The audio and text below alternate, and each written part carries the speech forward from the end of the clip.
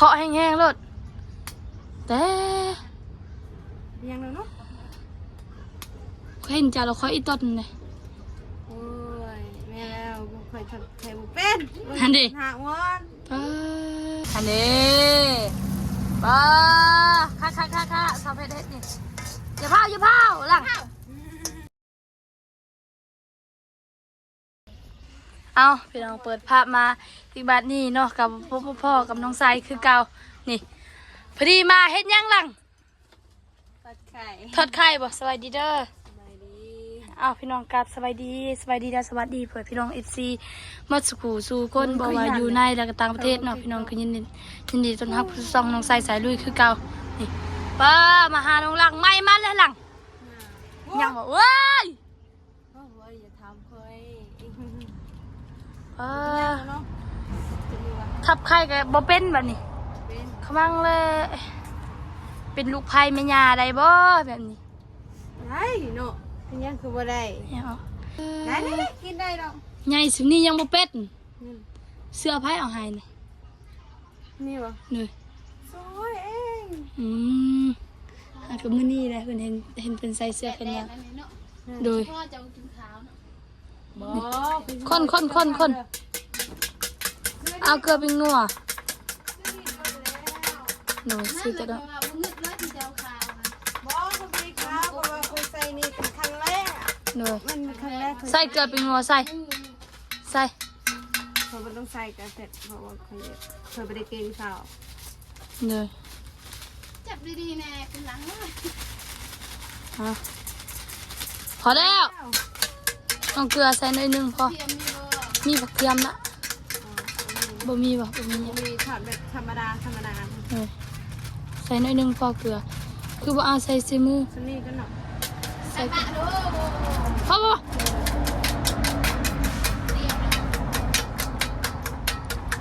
ต้องคนแบบนี้ ไทยจนอยากไปชบ้าน บ่เฮาต้องคนแบบนี้แหละ ค่อยๆก็ได้เป็นหยัง นี่พี่น้องเอ้ยมาอีกวันนี้มาเห็นน้องล่างเฮียนครัวไข่เลยมันบ่ เคยแล้วเป็นครั้งแรก เฮียนครั้งแรก เป่าค่อย ส่วนน้ำมัน ๆ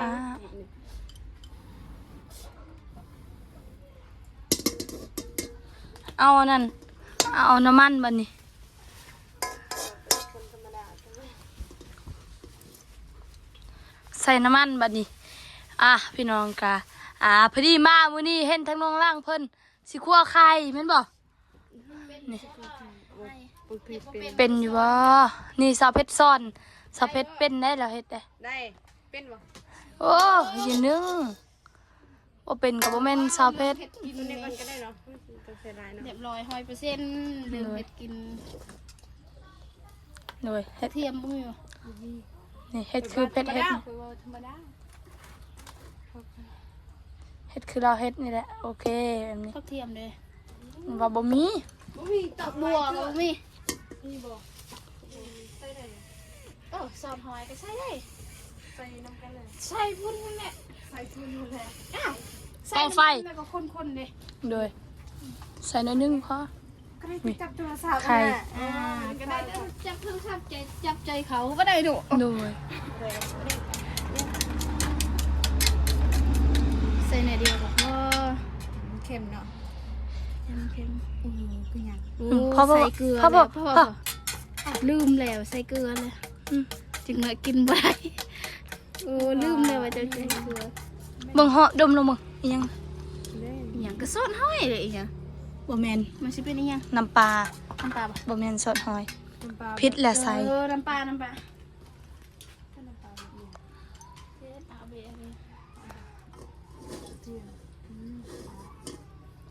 เป็นครั้งแรกได้กัน เอาอันนั้น นี่ส่วนเอากันเมนูเล่นเขานะ โดยมาพี่แม่หลังอาสิทอดไข่เป้าไฟนะ มาแล้วให้ค่อยมานี่ให้ค่อยเป้า โดย พี่ยังใช่ป่ะคนบ่เคยเสื้อกันยาว ชกเนาะเจ้าบ่มัดก็ชกเนาะ บ่เคยใส่เสื้อแขนยาว ผมเจ้าเด้เป็นหยังเจ้าคือบ่มันโอ้มัน เอ้า บ่ว่าบ่ได้หายจ้ะเด้อ มือพลาด มันหอม พี่น้องเอ้ยมาเบิ่งน้องรักครัวไข่ครั้งแรกในชีวิตแม่นบ่ ไข่ค่ะไม่ใช่ครัวค่ะ ทอดไข่ให้ได้ภาษาลาวเอิ้นครัวภาษาไทยเรียกทอดค่ะคุณเป็นคนไทยเหรอฉันเป็นคนลาว จืนค่ะ ทั่วค่ะครัวไอ้บอกภาษาลาวได้ภาษาเอิ้น ภาษาเกิดไปไอ้ เลยไอ้ตะไรละที่อ่ะไอ้ตะไรรวยแปลว่าครัวไข่ ไก่ มีแต่ภาษาไทยก็ภาษา โอ้ยเฮามีแต่ภาษาลาวบ่มีภาษาไทยเจ้าหันได้มีภาษาไทยเนาะ ว่าทอดเด้เว้าจืนมื้อนั้นบ่ดีบ่เข้าใจก็ว่าทอดอีกว่าในใดอีก ครัวเขาเข้าใจ หัวก็บ่เข้าใจบ่หลีแล้วว่าทอดเขาท ครั อ ว ดเลย เป่าไฟให้มันแห้ง จังกระไดคือรถไฟ ๆบอกว่าเป่าไฟก็บ่เป็นนี่ขมั่งเลย โอ้ยเป่าตลอดเป่าบ่เป็นเป่า เออ ใจเด้แทนผมเจ้าหันค่อยละอุ๊เห็นผมเจ้าคือบ่มัดแน่เนาะตัวบ่มีอันนั้นหายแล้ว บ่มียาง บ่มียางเหลืองมัดผม ยางมันพบ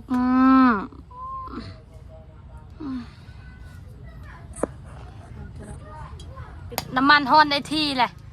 อะลง ถึงไหนก่อนเบิ่ง ยังบ่ทัน เป็น ฮ้อน บ่ถ้าจะเป็นค่อยสิเฮ็ดให้เฮ็ดให้เนาะ บอกให้เราเฮ็ดเองจะบอกเราซื่อๆเอาเจ้าก็ไปเอาอีหยังเจ้าสิเอาอะลงครัวอะลงอันนี้ เอาลงเลยตัวนี้ค่ะ อะลงหน่อยนึงพออะลง อันนั้นคนก่อนแหละเอาลง อันนั้นคนก่อน บ้าคนตัวนี้คนตัวนี้เป็นเหรอ มาแม่เผ็ดมาซ่อนแล้วแม่ ซ่อนไปแม่เลยเป็นนี้แล้วเพราะว่าคนสิเฮ็ดจับ เบิ่งมือจับเบิ่งเด้อ มื้อหน้าเจ้าสิเฮ็ดเองเด้อมื้อหน้าแหละมื้อนี้เป็นสิเฮ็ดแต่ว่า หอม มื้อนี้เจ้าเฮ็ดบ่ได้ อู้น้องรักนี่เราอุตส่าห์สิสอนเบิ่งเด้อแล้วสอนเด้อเบิ่งเด้อ ง่ายเด้อวิธีทอดไข่ของน้องเพชรเนาะพี่น้อง คักเผ็ด วิธีทอดไข่แผ่นแบบนั้นเฮ็ดแบบใดน้อยก่อนให้มัน จะน้อยก้อนให้อันนั้นให้เพิ่นเซตโตก่อนอันนี้เพิ่นยังอ่อนอยู่ให้เพิ่นแข็ ถ้าเป็ ง นข้าวผัดก็เฮ็ดได้ ๆเลย เป็นทุกอย่าง สาเพ็ดเฮ็ดได้หมดบ่ข้าวเปียกก็เฮ็ดได้เนาะ เฮ็ดเป็นทุกอย่างค่ะลูกจ้า ไปเฮ็ดเวียกได้จะได้เนาะ คน อย่า ทำ เผา ก็ฮักนี่แหละอยาก เอ้ย เฮ็ดเป็นทุกอย่างอืม นอกจาก คนบ่ฮัก เอ้ย อะไร นี่ปอคักเนาะ อยากเห็นบ่ อยากเห็น โอ้ อ่ะ เจ้านี่เห็นดีๆเลยมันขึ้น ชนะก่อน อย่า นี่เด้แบบนี้เด้เพราะอะไรเอ้าเฮ็ดคือค่อยเฮ็ดมื้อนั้นอ๊อบนี่เด้เห็นบ่ล่ะ สอนคอยก็ได้ เห็นบ่ ทำเป็นทุกอย่างค่ะ นี่เด้เราอุตส่าห์เฮ็ดซอยเฮ็ดบ่เจ้าจงเฮียน ถ้ามีผักเทียมแม่งแตกแสบ แม่น แต่ว่าซึ่งได้นะมีเพื่อนแต่ว่าแค่ เป็นอยู่บ่ถ้าเจ้าเฮ็ดเป็นแบบนี้บ่แหมคอยว่าแล้ว เปื่อยมัน เบื่อหมดบ่เอ้ยค่อยเฮ็ดแบบนี้เถอะตลอดค่อยเฮ็ดค่อยยังน้อยแต่ติ้งยังน้อยค่อยก็ฮู้ทั้งทีมงานมาอู้ค่อยเป็ดนี่ยังหมดแล้วครัวใครยังค่อยเฮ็ดได้หมดโยนขึ้นเทิงหลัง เพราะแหละยานมันทงกินหน่อยมัน เอ้า กิน พริกลงมึงพริกลงมึง แปะอันทุกพริก เห็นมันบ่งามนะ พอดีแต่มันสุก เคยสิบอกเจ้าฮู้บ่เคยสิกินเนี่ยเพราะว่าเคยสิทัดให้มันบ่ดีนะบ่งามเพราะเราให้มันสุกก่อนกินต้องให้มันงามก็ได้เคยแบบนี้นะตะกี้เคยอยากเฮ็ด ไม่ให้มันงามก็ได้ แต่มันก็บ่แซ่บมันบ่มีรสชาติถ้ามันนั่นดิ มันบ่งามมันก็บ่แซ่บ อันนั้นทอดแล้วก็ยังคนๆมันหมุน มันบ่แซ่บเนาะ แซ่บเพื่อนแหละ มันอมน้ำมันเห็นบ่เฮ็ดแบบนี้บ่อมน้ำมัน เจ้าว่าถ้าให้มันนั่นก่อนมันฮ้ ฮ้ อ อนแท้ เจ้าเอาอันนั้นคนไทยแบบเอาลง เอาบวกบ่แม่นเอาอันนั้นเอาบวงคน เอาบวงคน บ่แม่นเอาอันนั้นบวกคนค่อยบอกแล้วยังเบิ่งหน้าอยู่ บ่ได้แล้วสาวเผ็ด เอานั่นนั่นแหละ อ่าจักเทื่ออะไรกินข้าวมื้อนี้ล่ะ มีแต่เดียว เทื่อนึงนี่ บ่เดียว เธอหนึ่งตอนเช้านี่นะกินแล้วเธอหนึ่งเธอเดียวโอ้ย เธอได้แล้วจะเนี่ยบอกเคยอยากกินแต่ไหนก็เลยบอกว่าทอดไข่ เฮ็ดขนมก็เป็นได้อจ้ะ เห็ดขนมย่างเป็น ทิมชนะ ทิมหยัง อ๋อเพราะว่าเทวานี่นะ ทิมหยังจ้ะ พอดีแล้วเดี๋ยวสิใหม่เบิ่งเห็นเด้เห็นบ่ โอ้ย มือหนึ่งคอยก็เฮ็ดได้เอ้ยยาวแม่หลัง ยาได้เลยมันหักเลยอ่ะ น่ะ ยันมันตก บ่ฮะมือหนึ่งคอยก็ยังเฮ็ดได้เห็นเด้สุกแล้วไป ไป ยั เอา ง ออก ยังมันถึงเอาอันนี้ เอาออกแหละมันสิเป็นหยังบ่นะ สุกแล้ว น้ำมันอยู่ สุกแล้วมีน้ำมันก็มี ให้มันได้บ่ ใส่อันนั้นเอาถ้วยมา เอาถ้วย เอาถ้วยมาเอาถ้วยมา เอาถ้วยค่ะ ว้าวมันโทรมาลิ้นน้ เอาถ้วยเอาถ้วย ไปไหว้แม่หลังไปไหว้แม่นี่คักบ่ เอาหมอนเด้ เห็นเปล่าโอเคอันนี้นี่ยังมีอยู่ไข่อยู่เด้อเกือบ ำเกือบตกชนะ มือบ่ได้เป็นหยังบ่ขาบ่ได้เป็นหยังบ่โอ้เกือบน้องรังพี่น้อง เกือบลงเดี๋ยว เหนื่อย มันต้นน้ำมีแต่ว่าตก ซิม ใช่พี่น้อง บ่ได้เข้มบ่ เจ้าเข้ามาใส่มะเขือ บ่เข้มบ่หลัง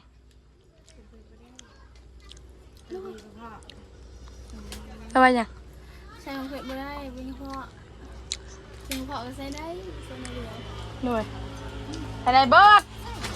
อินตามเฮาอยากกินหรือบ่ไปนี่นั่งกินอยู่นี่ไปแล้วให้เจ้าจับให้ ไม่ใช่เจ้า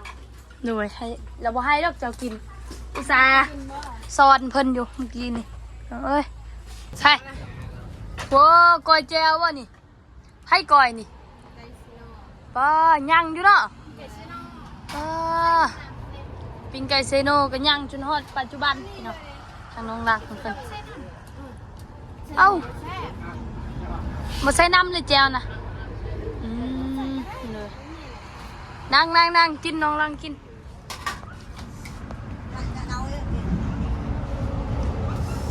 ห้องปลาลุง FC เพิ่นแม่มากินข้าว กินข้าวนำกันเด้อ พ่อแม่พี่น้องปลาลุง FC กินข้าวนำกันเด้อพ่อแม่พี่น้อง FC โดย บุรี กินน้องรังกินกินเลย